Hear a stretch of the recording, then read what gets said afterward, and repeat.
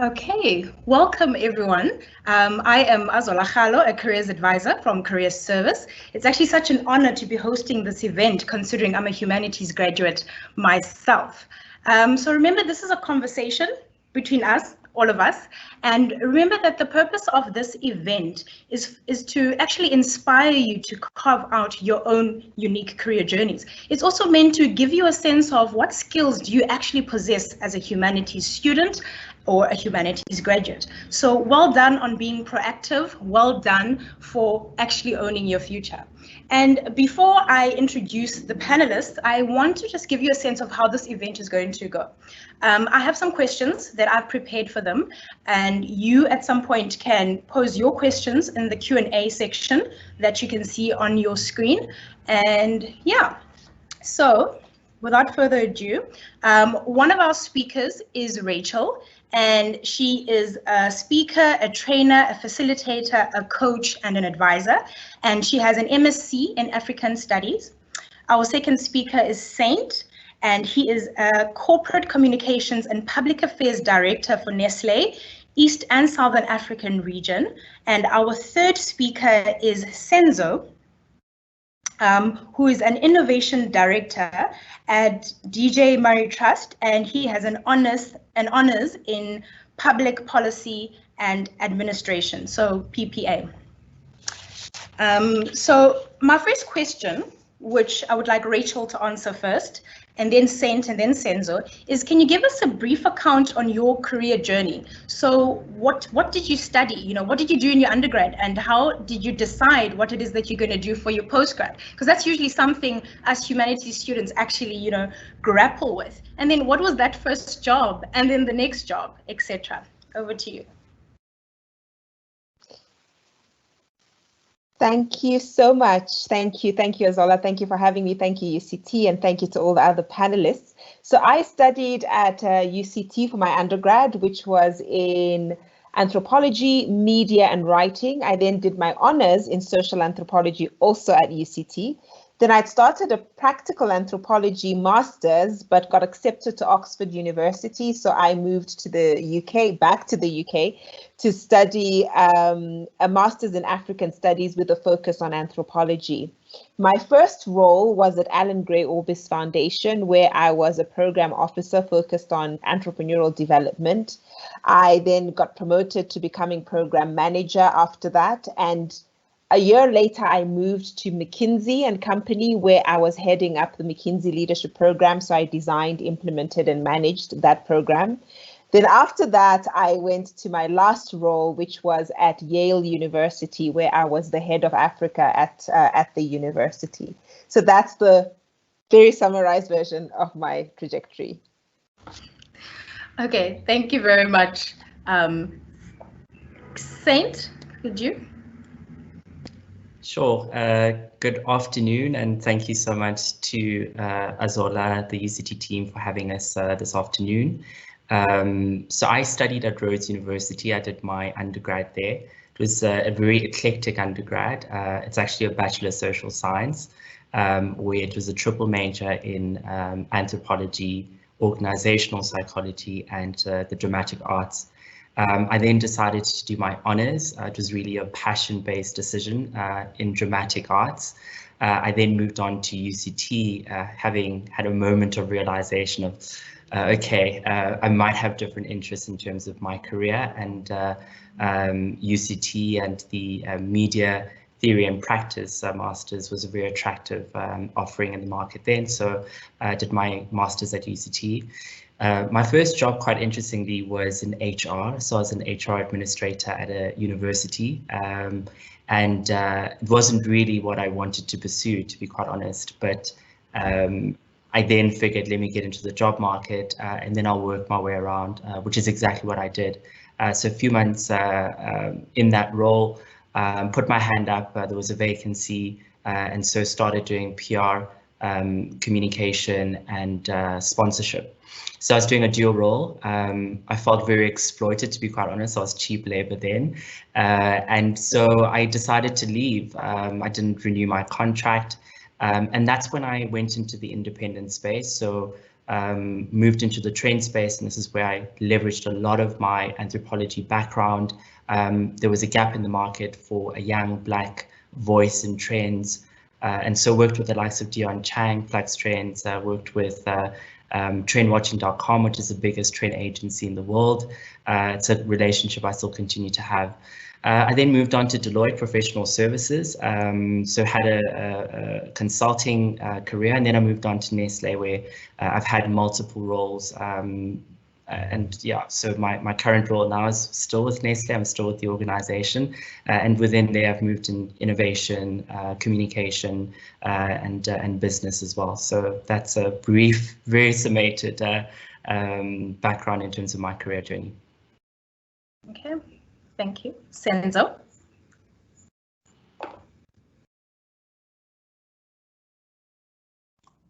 So thank you so much, Ursula.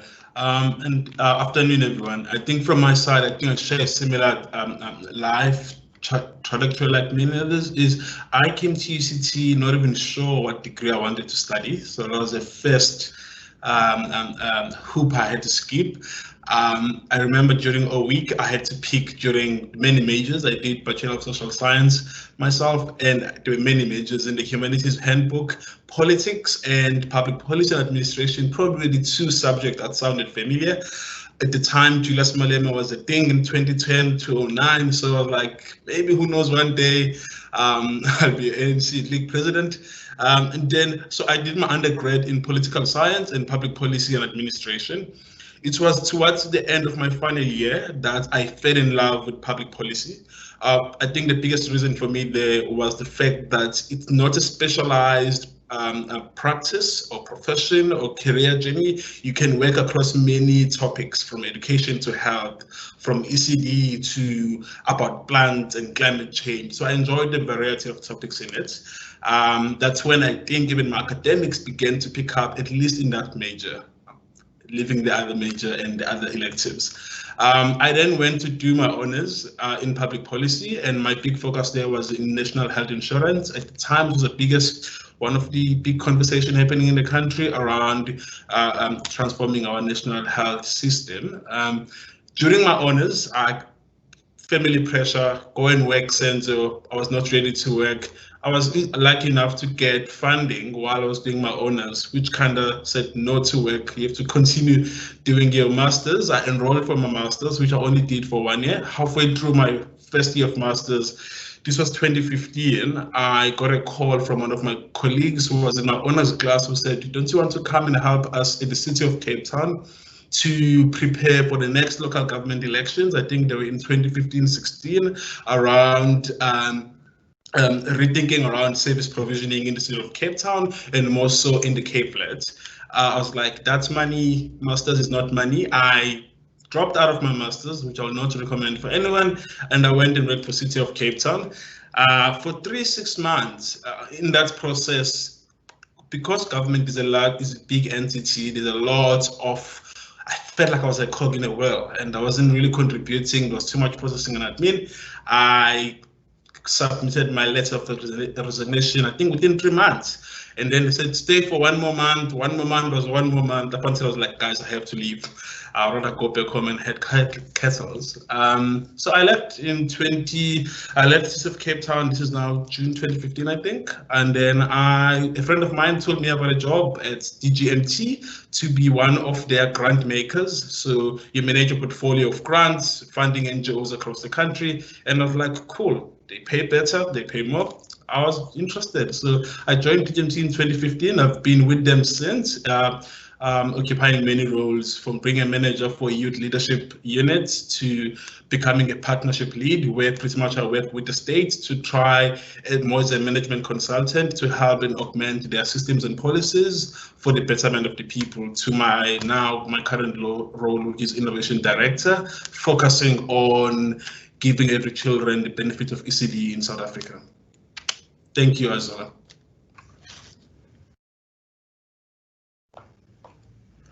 Wow, so much relatable content with all the different decisions that you've had to make throughout. So my second question is basically, what do you do in your current role, and what does your organization do? So now we provided students with your bios, so they have a sense of, you know, what you're all about. But now if they leave here inspired, obviously they want to get a sense of, you know, what's your day to day? What is it that you do, and what does, you know, what do these organizations actually do? Saint, could you first take that one, please? Sure, Azola. So I work for Nestle, which is the biggest food and beverage company in the world. Every metric you can think about, we are #1.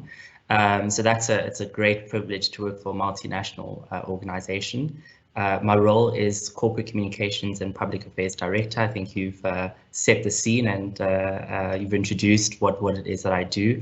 But perhaps just to go into a bit more detail, I look after a business unit consisting of a few departments.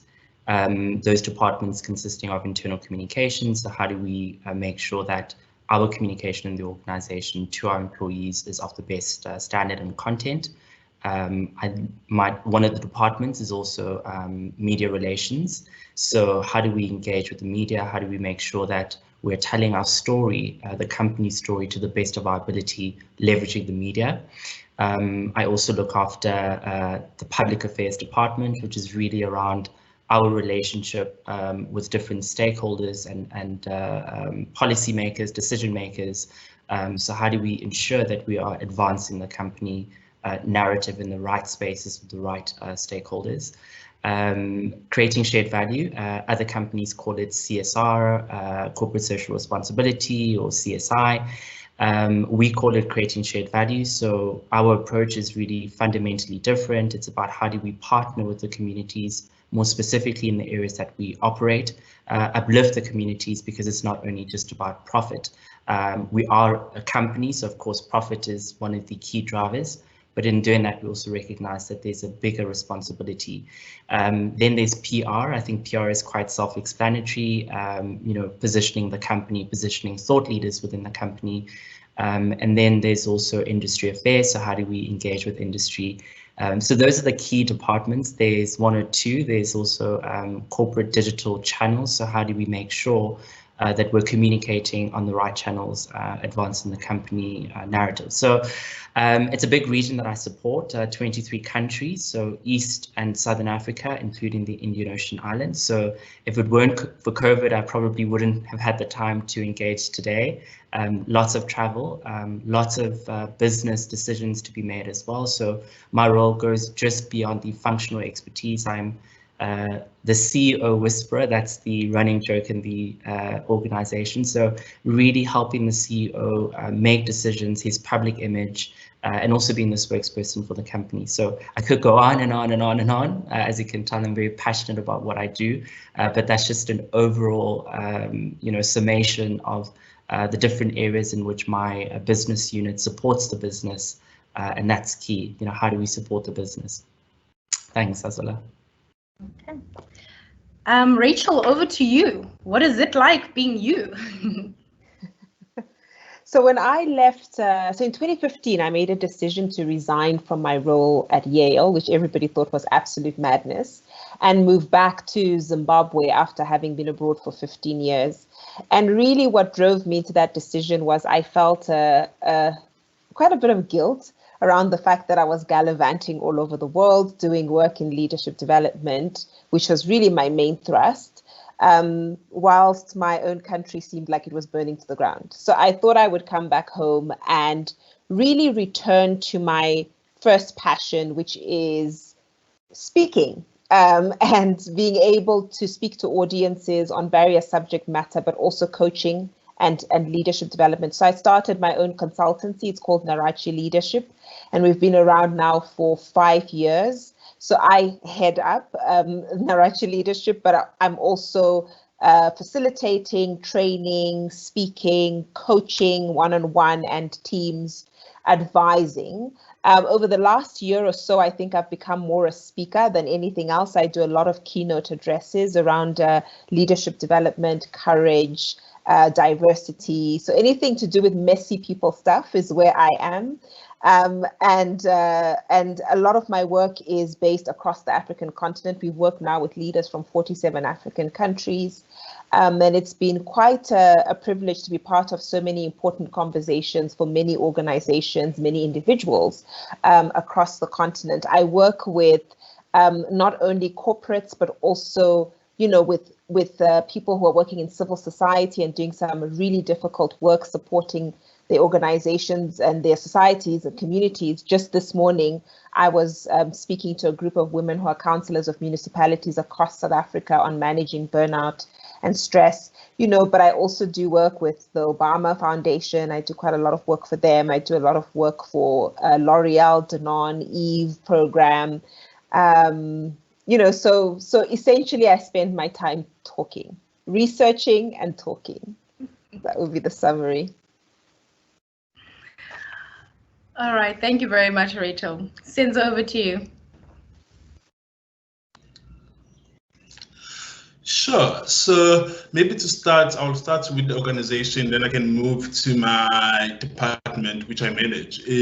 So DGMT is DG Murray Trust, like you probably recognize it. Murray it used to be part of Murray Construction Company. So the founder of Murray Construction Company, when he passed on, he bestowed all his endowment into a trust that will invest in South Africa through uplifting communities where his company, which still exists, used to operate. So we are a unique foundation in the sense that it's South African money for South Africa. And unlike other foundations, there is no living relative of the Murray family that runs the foundation. So we are governed by our board and our team. That gives us a little bit of freedom in literally, you could be sleeping at night or thinking at night and be like, that's a nice idea. And then wake up tomorrow and talk to your team, and your team, if they're crazy enough, they say, sure, do it. Then we allocate some funds for you to explore that question of inquiry that you're looking into that fits into our strategy. So because we're a foundation, we are also we are public in a sense that we're a public facing foundation, that we are open for anyone to apply for grants to do their good work in communities across the country.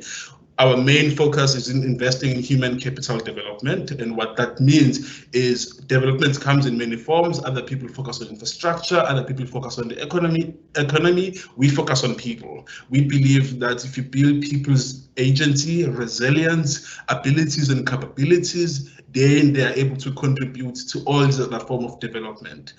I hold one specific arm of that human development, and that is the very beginning part of it, from conception to age 10. And my big focus today is making sure that all South African children have access to early learning, not just any type of early learning, but I'm talking quality early learning. So we work a lot. I spend most of my time in my office, in my unit. I'm usually called the group CEO because under where I'm sitting, there is probably 10 organizations that employ to a region of 500 people in total across the country that actually do the work and manage. All I have to do is literally just quickly check in with Nalibali, for example, which is a literacy campaign for South Africa that is promoting reading for joy in the country, just to make sure that they stay on course, they stay on par, they're well invested. My other part of my role is then working with other funders. Is DGMT, we've positioned ourselves as a South African funder that also attracts international funding, and we act as a conduit and fund specific strategies. So I spend most of my time equally engaging with those investors across the country, like the Omedia Network, which are now called Imaginable Futures, the Elma Philanthropies, and many others who we co-finance initiatives with. And then my other interesting, sometimes kind of frustrating part of my role, which is pretty much what makes DGMT, is working with the states, and that is working with government, talking from the presidency all the way down to a local councillor. and that is around specific areas. So my biggest focus being in ECD, so one of the biggest challenges in the country is that ECD centers aren't well funded. ECD centers aren't up to par to look after children. So one of the things we're working with the state is looking around financing mechanism, positioning ECD practitioners, which are largely Black women who are poor, is how do we position them as micro entrepreneurs in the space, and that actually they themselves are job creators beyond contributing to providing early learning. So that's what I do. The other parts of the organization works in an aim to enabling all young South Africans to get their first decent job by age 21, but that's not my unit, someone else's crazy idea. Mine is to keep all children on track by grade 4. Thank you, Azola.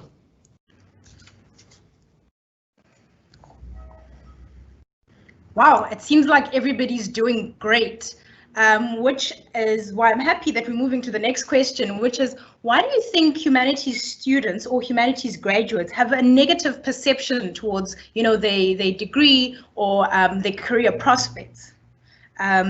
Rachel, you can take this one first.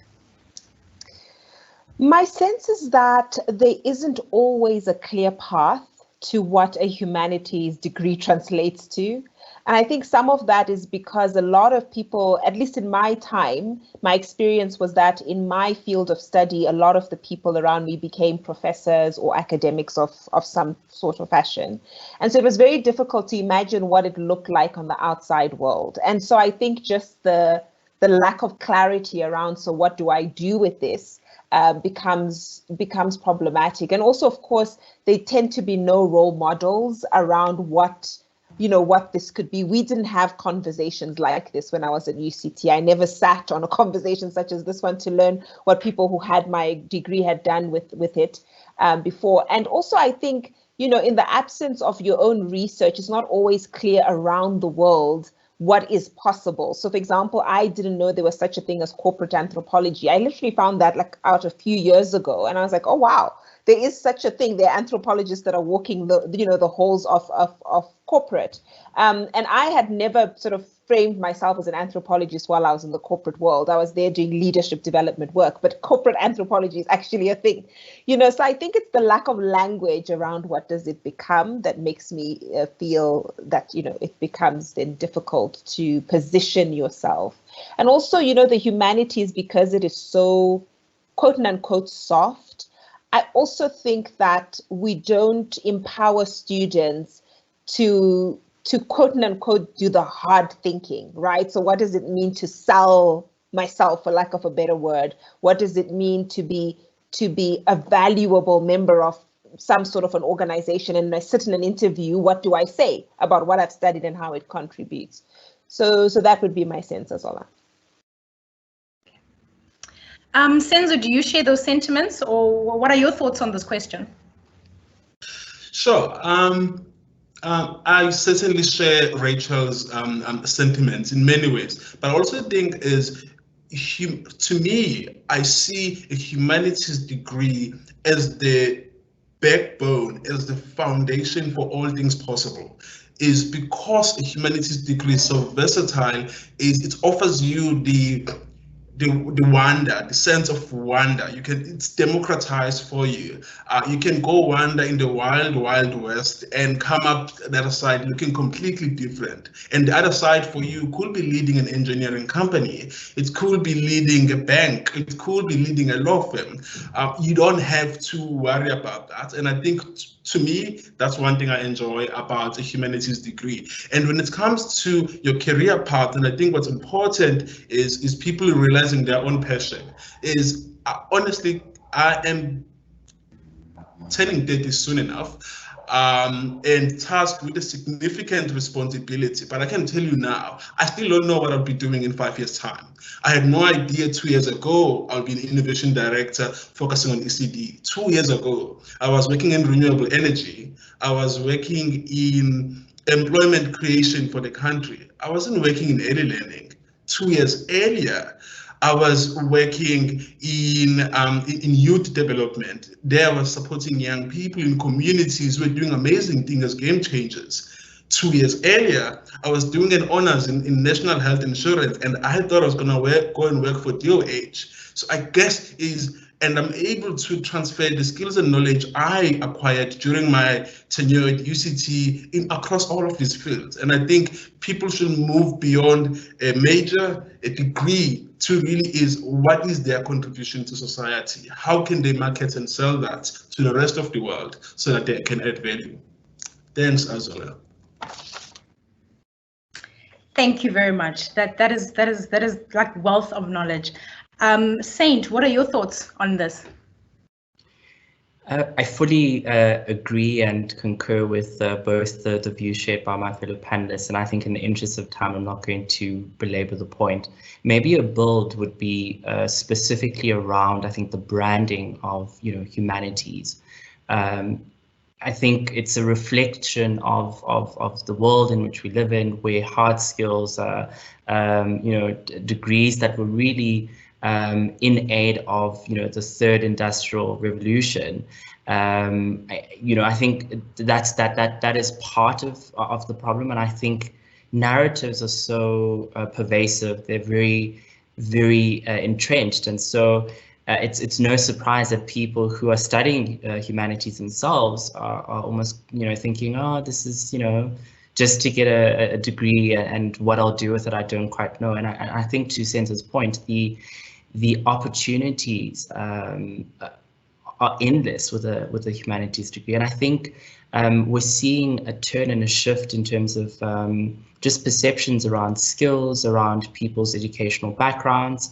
I think I can speak from a corporate lens, where we're really moving away from very rigid approaches in recruitment. Oh, you must have a marketing degree or BCom marketing to become a marketing manager, or you need to have an engineering degree to be a factory manager, hypothetically. So I think there's an encouraging sign where we now recognize diversity in thought is important, especially in organizations. People bring different skill set, different ways of thinking, which, organizations are hungry for that. I think the world is hungry for that. We have been in modes of solving problems in a very set way, and I think now it's that celebration of diverse thought. So I think the narrative is changing, and I think there's a need for that narrative to change, and I think there's a broader societal need to recognize the softer skills, and the importance of that. There are many different trends. Human 2.0, technology is going to become ubiquitous. What is going to be that one thing that, distinguishes us as humanity? And it's going to be creativity. It's going to be our ability to think, and that's what the humanities cultivate. So I'm probably going into the further questions that are coming, but that's just my view. I think it's been largely around branding. I think it's been a narrative that needs to be broken, and I think it's encouraging to see that that narrative is slowly dissolving. Thanks.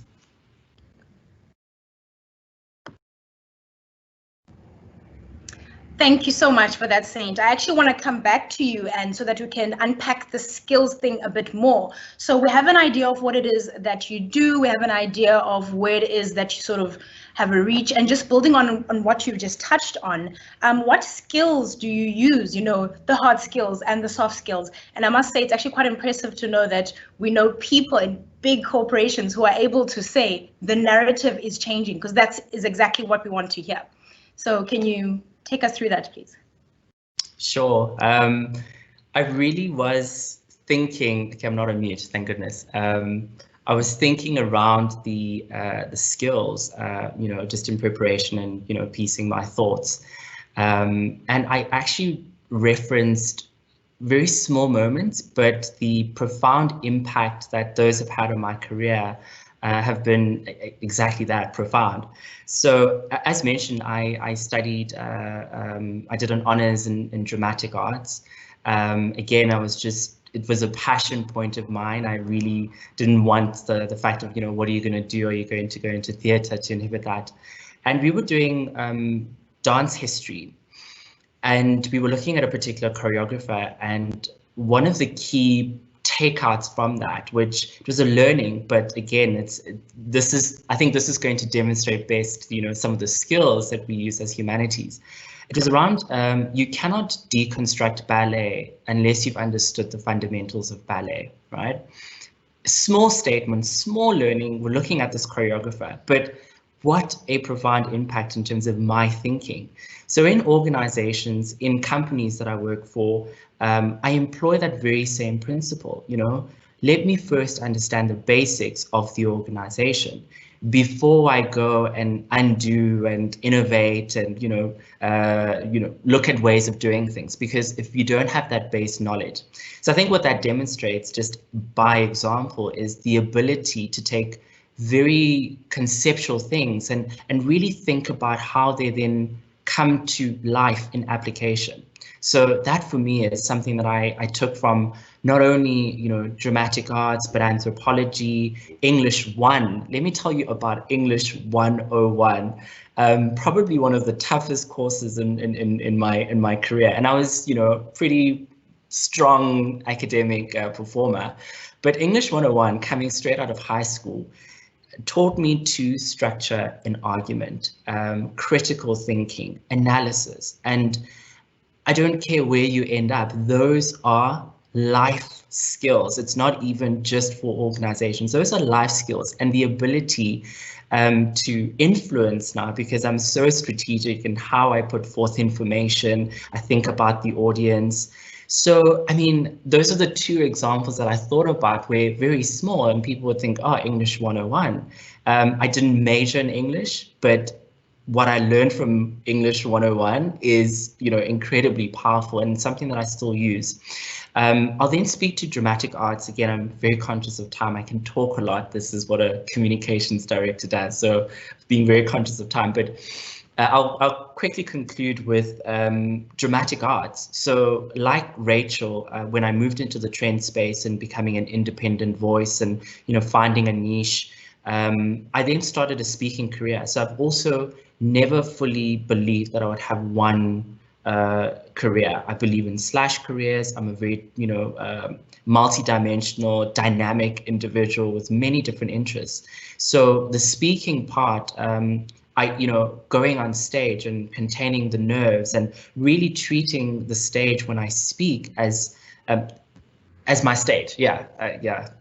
That was a bit weird, but you get the drift.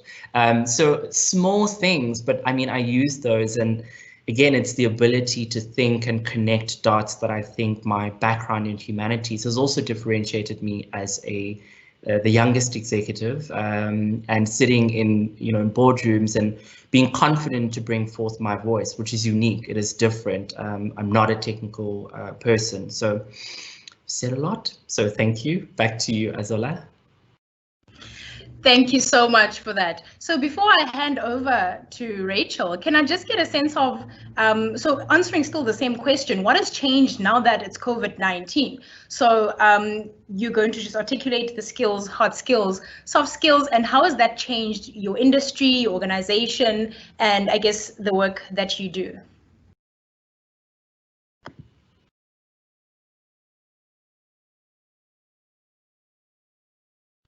I thought you were going back to St. Francis. Are you? No. I'm asking you. Oh, you're asking me. Sorry, my apologies. Yeah. I thought you. So you want me to answer the question that you asked as well, or just the COVID? So both questions. Both so obviously the skills that you're using, and then COVID came. Were you still using those? Yeah. You know, what has shifted now that we're in the middle of this pandemic? Yes. Thank you. So what's interesting is, you know, what has been fascinating about being a humanities graduate is that it also comes a little bit with an inferiority complex before you understand what you can do with it. And I think that's been one of the most powerful attributes actually of it, is that you are then forced to learn broadly about what other industries are about, what other sectors do, because you feel like you have to walk into the room and prove yourself. And I think that's been a fascinating aspect of being a humanities student at the front end when I first graduated. But certainly the skills I've used, have been, first of all, just listening to St. Francis and to Senzo. How compelling are we? Like, how What amazing speakers are we, right? Like our voices, there's just something about the languaging of a humanities student that surpasses what other people can do, right? It gave us this introduction to the love of language and of expression that I think was powerful, but also critical thinking skills, right? Being able to research quite broadly, storytelling, understanding very complex subject matter. So, for example, I've found myself with lots of deep understanding and language around social justice movements before they even happened. Before social justice was a popular thing, we already got that. We got it, we understood it, right? And so when it's happening, we are the ones leveraging the skills. And I think that's what's wonderful about humanities, is that it's generative, it's dynamic. As the world changes, you can change with it. It's not one of those degrees where you go, whoops, now, as St. Francis was saying, the robots have taken over engineering. Whoops, now what do I do, right? Because of that critical thinking aspect of it, because of that need we have to learn everything, maybe because of the inferiority complex, we are very dynamic and very generative. And in fact, in COVID-19, for me, learning, of course, has become so important. I have been busier than I've ever been, because all of a sudden people are waking up to the power of learning, to the power of trainings and facilitations. And so I found again myself being able to evolve quite quickly, to be able to go back to all the reading I've done. I created a workshop called Anti-Fragility. Many people I work with had never heard of the term, but I'm a humanities student, so I read. And I had come across this term years ago, and I said it is so useful for where we are. So, I mean, what is to say? Humanities students, I think, rock.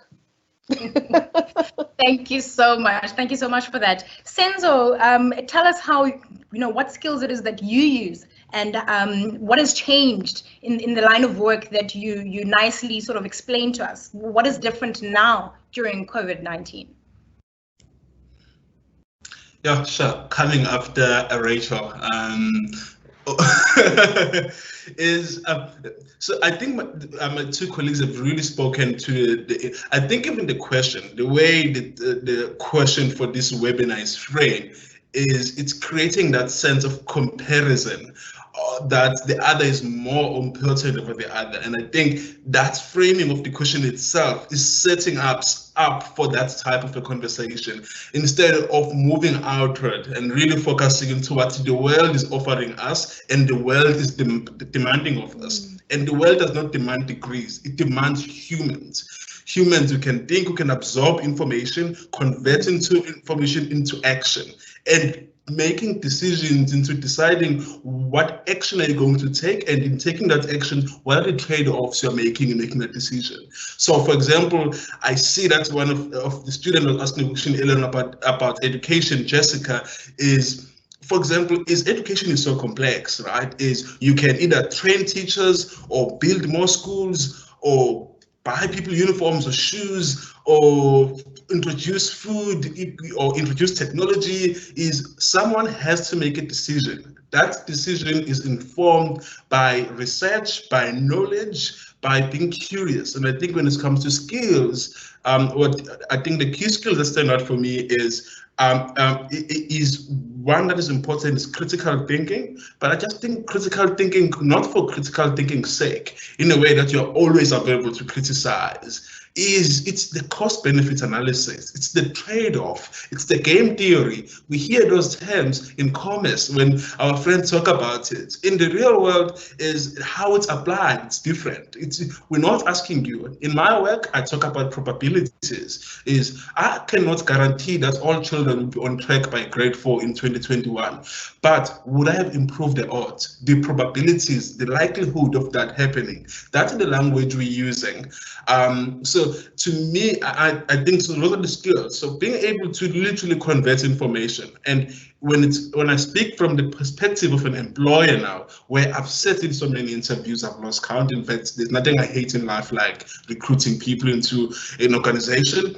Is in my company, for example, we anti-connecting about qualifications. We don't really care about qualifications or how high up you've gone in your academia. It's so much about you and how we engage with you. When I'm talking to you during the interview, what vibes, what energy am I getting out of you? When I ask you questions, how are you thinking about it differently, and how are you positioning yourself is what becomes more important. And what I've observed over the years is humanities graduates and students, they somehow are chameleons. They can literally change on your face. They can be anything whenever you want it. And I think that's why it's so easy for us to be in different contexts. So I think as much as we speak about skills, and I think it's so much about you as a human being. What do you hold true to yourself? Understanding yourself and your limits and how far you can go. And I think that's once that is clear, it's so easy to move. It's so difficult to convert a CA into an engineer, or an engineer into a lawyer. Humanities are able to do all of that. I think that's what we should be talking about, and we should be taking pride of, because that's what will set us apart from many of our peers and colleagues that are in the different faculties. But all faculties, all disciplines are important. We need all of them. We work together. It's a mosaic of sorts. It's complicated, it's messy, and that's the beauty of it. And that's what I like about even this conversation. Thanks, Azura. All right, thank you very much. So I'm going to ask one last question so that I can take questions from our audience. So looking back, what do you wish you had known as a student? So tying that together with what would you advise humanities students about their career prospects? Saint, could you take that one first? Sure. So what do I wish I knew as a student? Graduate programs are a great, safe space to start your career. So I wish I knew more about, the different graduate programs. We started out really fending for ourselves. It was, okay, here's your desk, here's your laptop, get going. And oftentimes, that transition from being a student, a very hardworking student at that, to the corporate world it's daunting, time management, deliverables, the importance of that. So long story short, I wish I knew more about graduate programs. I think it's a very safe way to start your career. In terms of just final advice to humanities students, I think Senzo's touched on it, and I'm a firm believer in differentiating yourself. And I'll relay a very quick anecdote, just in terms of why what I'm going to say is quite important. So I was appointed into this role, a very big role. It's an executive role at a very tender age. I'm 31. And by far the youngest executive. And one of the questions I asked to the CEO, who is my boss, is why me? Why you could have recruited externally, you could have gone for a much more qualified or older, more experienced person. Why me?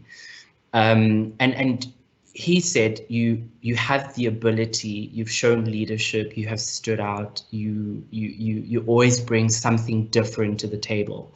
And that's, I think, in my own analysis, the fact that I'm a child of the humanities, and that's what I bring. I bring that critical thinking. I bring a very different voice to the table.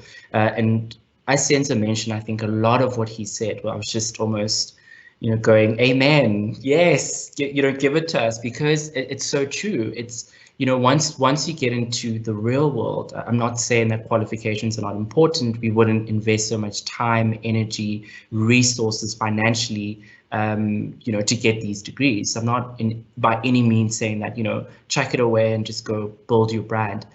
But it is about that. It's about leveraging and harnessing that qualification to, set you apart. And so the anecdote that I shared was, I have been very intentional and deliberate in my career to be proactive. There are values that I live by, excellence. And so in everything that I do, I want to be the embodiment of excellence. And so what has got me to this point at a very young age, really against the odds, is the fact that I was able to differentiate myself and build a brand and be very intentional about that. So take and celebrate the fact that you're a humanities graduate, and then be very intentional and deliberate in how you use that to build your career. So that's the preach done. We'll hand over to you, Azola, to the next speaker.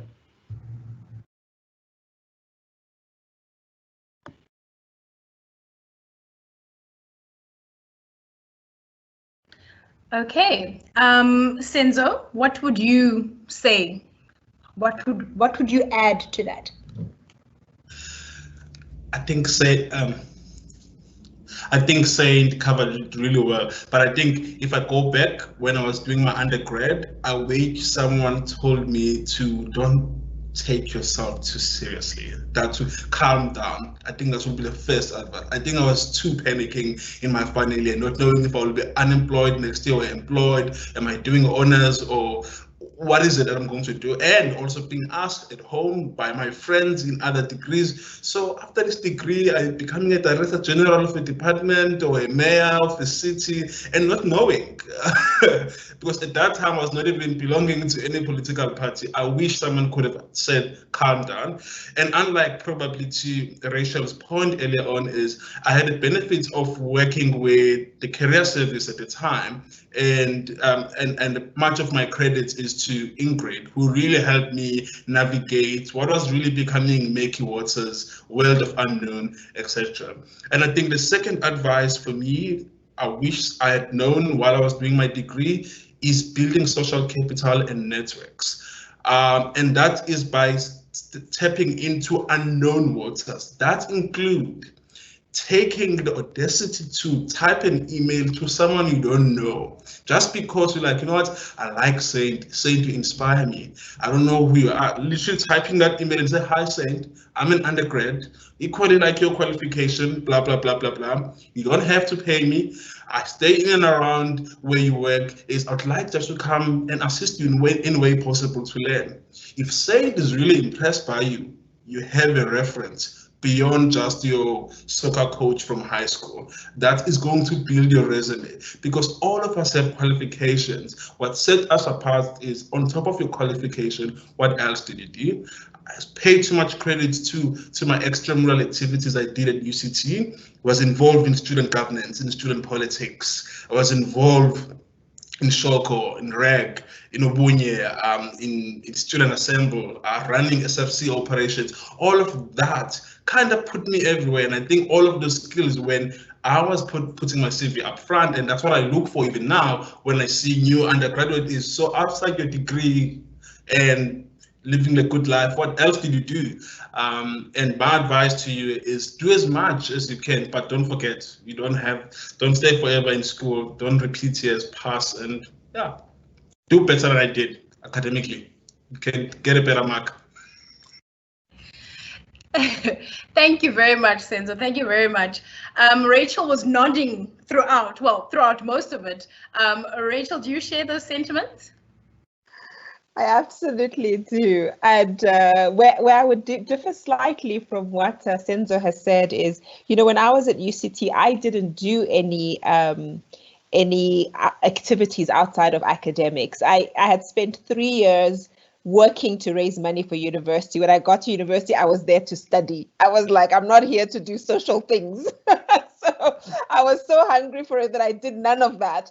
And and I think I say that to say, if you're one of those students who's that way inclined, I'm also very deeply introverted, so I've got very limited energy. And I think it's important to understand yourself and do what works for you. There was a lot of pressure to do these shokos and rags.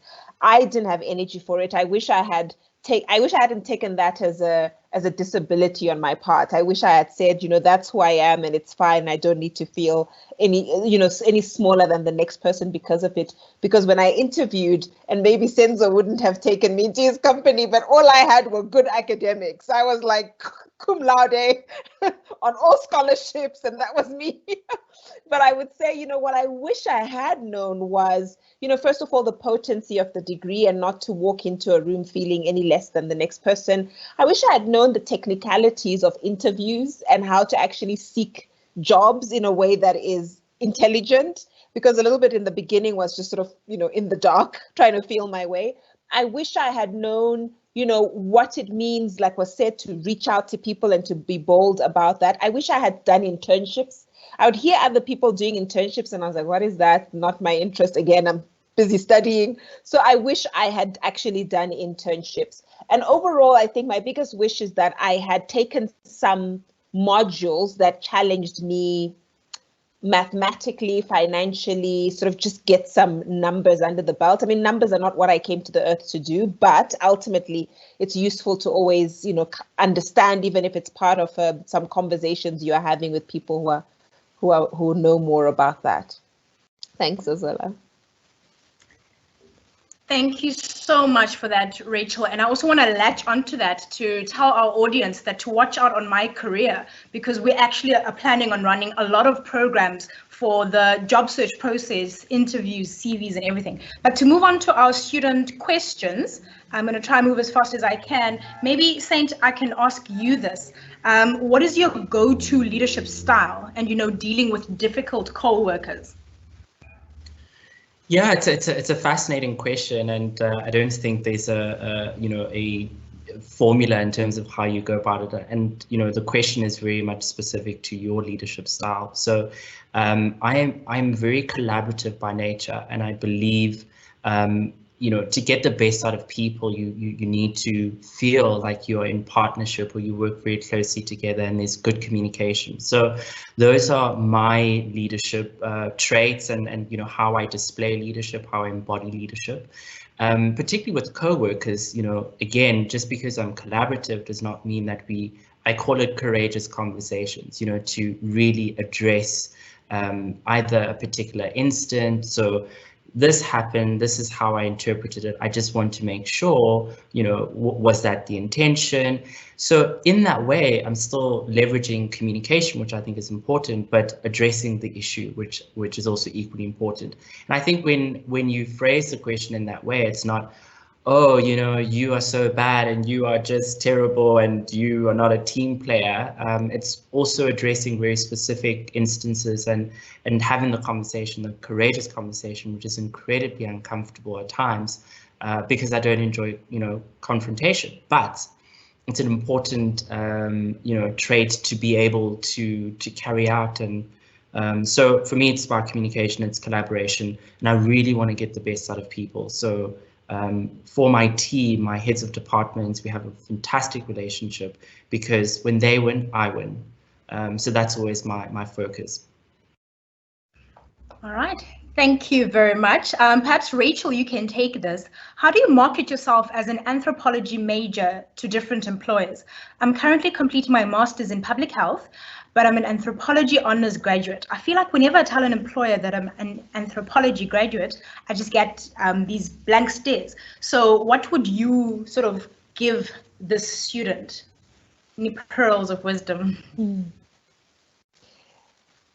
Yeah, that's a great question. I would say market less the degree and more the skills that come out of the degree. So for me, top of mind is, you know, an IMIC perspective. You would know what that means, right? In anthropology, being able to have an insider view and to gain it quite quickly, the ability to you know, get research, work with data, be able to turn that into an intelligent conversation, right? Your ability to work across cultures and, you know, to understand cultures very deeply and therefore to be intelligent across different ways and modalities of speaking and understanding. So I would really focus on writing down what are some of the skills that you have specifically learned from doing being an anthropology major and doing the kind of current research that you are doing and how you think that makes you the best person for the job. Thank you so much for that, Rachel. So Senzo, this one is for you. The field of education is such an incredible the person wrote, there is so much work to be done. Do you ever feel overwhelmed by all the needs, you know, how you deal with frustrations when 50 million of government funding that could be used in strengthening education is redirected to state funerals?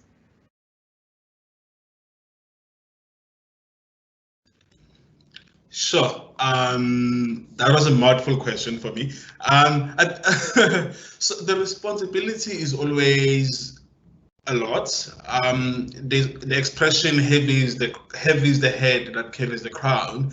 It's I think that best describes what without making me feel like I'm more important than the next person. But I think when it comes to education, it's such a contested space. Everyone has something to say about education. So, and I think to appreciate the diversity of views and opinion is the first instance. And that in most cases in my work is probably if you take things personal, that if someone says something against you and therefore you are unable or incompetent, should never be the point. I think we are all growing each other's understanding of the subject matter. One comment on the state funeral part of that question, but I can certainly comment just around that. I think as a country, we are moving. I always feel like South Africa moves in a theory U fashion. And theory U is basically a state of being. And that is, there are moments where you feel that you're up high, you're in control of your life. And then there are moments where you feel like, I'm not even sure what's going on. Then you come up again on the other side of the valley. And to me, when I look at South Africa since 1994, I feel like if without associating years with specific individuals, is we've had our very bottom of that U experience. And I think we're trying to grapple find our way out of it. And I hope we do go up. And that includes education and many other aspects of our society, just around how we see ourselves as a country and our role in South Africa, in Africa and the rest of the world. And I think that has so much of us to reflect on. Yeah, but I won't comment on the state funeral part, unfortunately. We can have that conversation during a happy hour somewhere where we can talk openly. Thank you very much for that, Senzo. Saint, I think this student is sort of latching on something you mentioned earlier. I think they did an honors in media and theory and practice. So they're asking, how can one be cheap labor after a master's degree? So they're trying to understand, after so much studying. Oh goodness, that was in jest. So I don't believe in exploitative practices at all. Look, I think that the reality that we often have to face is firstly just balancing our own expectations as young, well-educated, talented, people. Is the fact that when you enter the job market with very to little work experience, the likelihood that you start at the very bottom of that food chain is, I mean, it is what it is. You're likely to start there, and so that doesn't, irrespective of a master's degree, a PhD, top of your class, you need to start, and that's where you're likely to start. And the truth of the matter is, at that level, you're really just, firstly, I was just happy to be gainfully employed, something, with the view that it's not going to be forever. I am going to grow. You will grow. You will move into more senior positions. You might specialize quite heavily. You might want to move into general management. So my view was always, this is not forever. I'm very thankful to be part of the job market. There are so many other graduates that are struggling to get employment. So for me, I was actually very thankful, and I didn't mind for the little while that I was being exploited to endure that. But it came to a head where I was doing two jobs, and the pay wasn't really correlating. So yeah, but it was a joke. Okay, Zaid, thank you so much for that. Rachel, this last question is for you.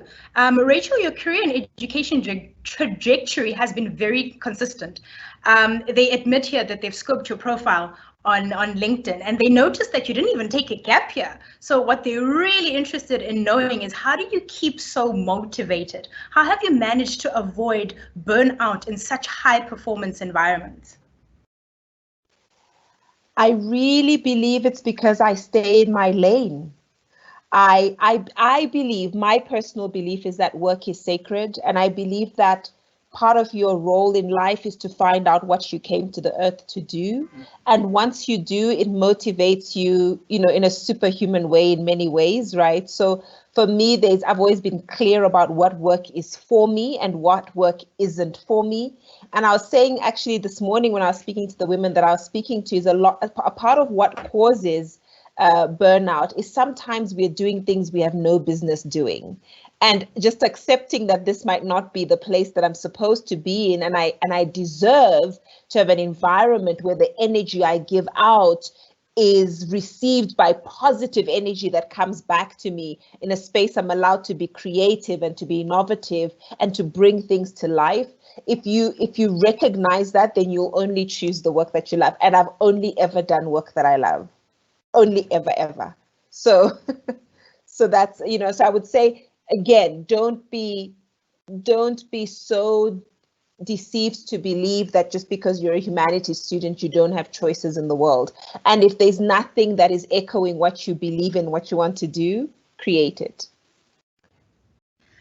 All right, so we've come to the end of this incredible webinar. I want to thank all of you for coming, and I'm really glad and happy with the rich examples you've made about what actually sets us apart from other qualifications, other degrees, and I really love the optimism about our future as humanities graduates. So to our audience, thank you very much. Please make sure you fill in the evaluation form in the chat section, and I'd also like to tell you that on the 9th of September, we're going to be hosting another webinar, which is going to be about careers in writing. And this one is specifically for you humanities grads as well.